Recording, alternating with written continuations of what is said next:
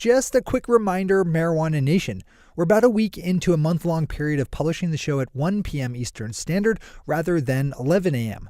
It's a temporary measure necessitated by me taking a couple hours every morning to go and teach a bunch of middle school kids how to play Ultimate Frisbee, which is one of the big things I do when I'm not newsing. If you're really jonesing for your early morning news fix, you should swing over to mjtodaymedia.com/newsfeed to sign up for our newsfeed email newsletter, which is still going out first thing in the morning by 7 a.m. Once again, that's mjtodaymedia.com/newsfeed. We'll be back to our 11 a.m. podcast publishing schedule in 3 weeks or so. Apologies for the lag. Good morning, Marijuana Nation. It's Tuesday, October 3rd, 2017, and you're tuned in to episode 343 of Marijuana Today Daily. I'm your host, Shay Gunther, and I'll be walking you through today's marijuana news and headlines. As always, we have a full and busy day of cannabis news in our hands, so let's jump right into it. Our top story of the day brings us up to my neck of the woods here in Maine, where the Portland Press Herald is reporting on Republican rumblings by state lawmakers over the prospects of passing the adult use legalization legislation recently finalized by a legislative committee.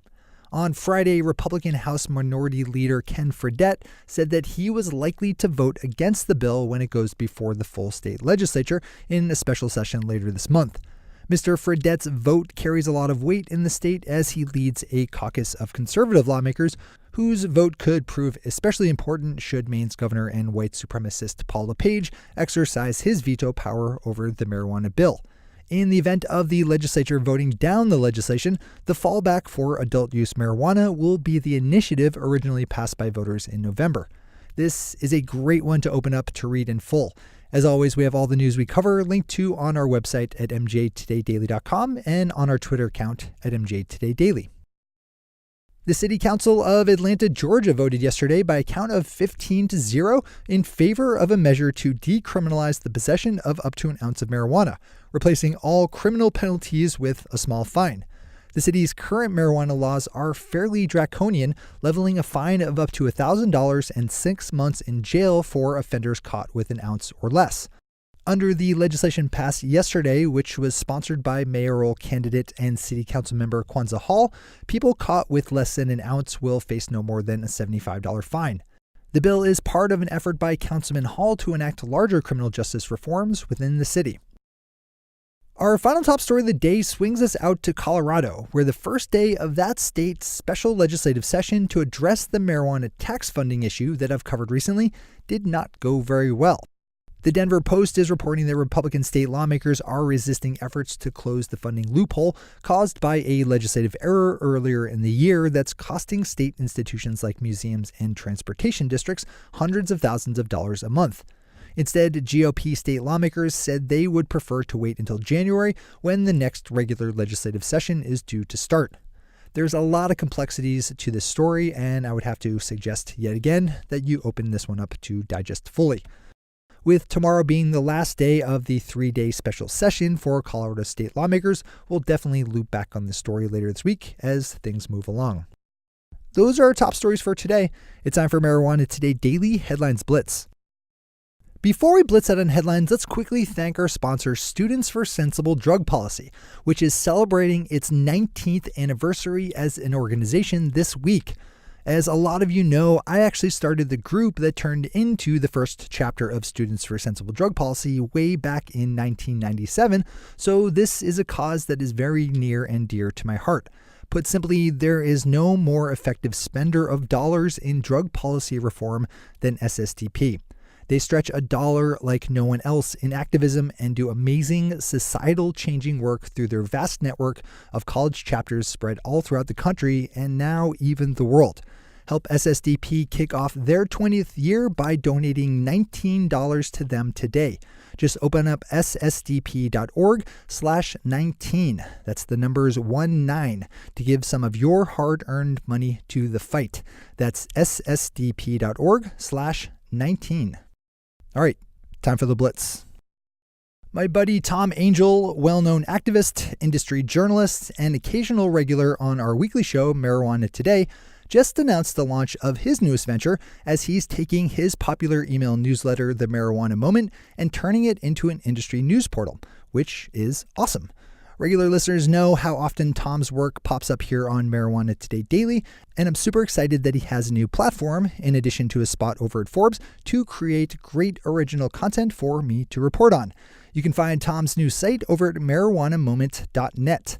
That's marijuanamoment.net. Congratulations on the new site, Tom.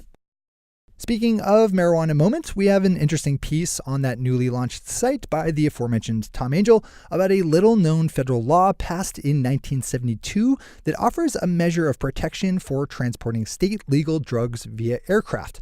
As most of Tom's pieces are, this one's rich in detail, so I'm going to have to, you guessed it, suggest you click over for the full read. A medical marijuana company with operations in Florida is asking that state to devise regulations governing medical marijuana edibles after state lawmakers passed legislation this summer in a special session that allows for edibles to be sold, but not until the Department of Health devised the rules for how it's done. Still left to be decided is the actual shape, composition, and packaging requirements for edibles that dispensaries like Surterra Wellness, the company that made the request, have to follow. As of the close of the day yesterday, the Department of Health had yet to respond with comments to the news site Florida Politics. I'm sure we'll be reporting back on this one sometime down the line. Voters in Alaska go to the polls today to decide on a number of issues, one of which concerns a proposition that would ban the adult-use marijuana industry entirely from the city of Fairbanks, which, according to the News Miner, has around 25 legal cannabis companies. If the ballot measures pass, those businesses would have just 90 days to wind down their operations. We'll check back on this one as the vote tallies come in. Marijuana Business Daily's chart of the week compares some of Hawaii's medical marijuana numbers to some of its medical marijuana state legal peers. With a couple of months of sales now under the island state's belt, the chart shows that the industry's initial months were marked by a large number of customers making very small purchases, with the average customer getting just 3.3 grams of marijuana per transaction, compared to Massachusetts, where customers bought almost 7 times as much in any given dispensary stop.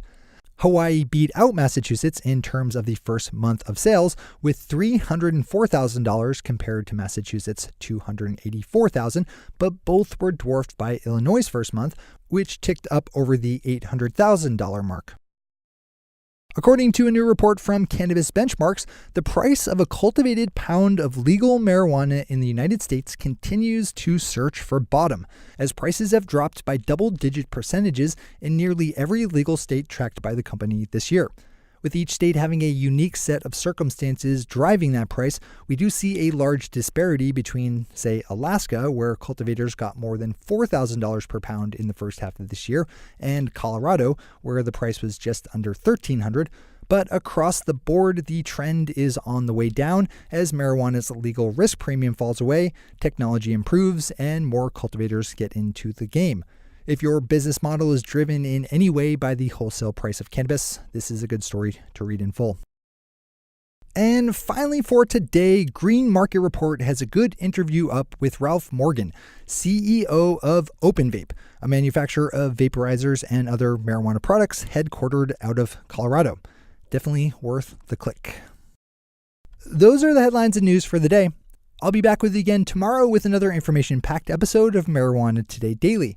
But in the meantime, if you have any stories to share or feedback to give, zip us an email to headlines@mjtodaydaily.com. And while you're clicking around the interwebs, swing over to our Twitter account at mjtodaydaily and visit our website at mjtodaydaily.com to find links to all the news we cover. Thanks to our sponsors, Students for Sensible Drug Policy, and to all of our awesome patron listeners for the support that makes this show possible. To join the illustrious ranks of the patron listeners yourself, swing over to our website at mjtodaydaily.com and click on that big blue button at the top of the page that says Become a Patron. I'm your host, Shay Gunther. Thanks for tuning in and starting your day with marijuana today.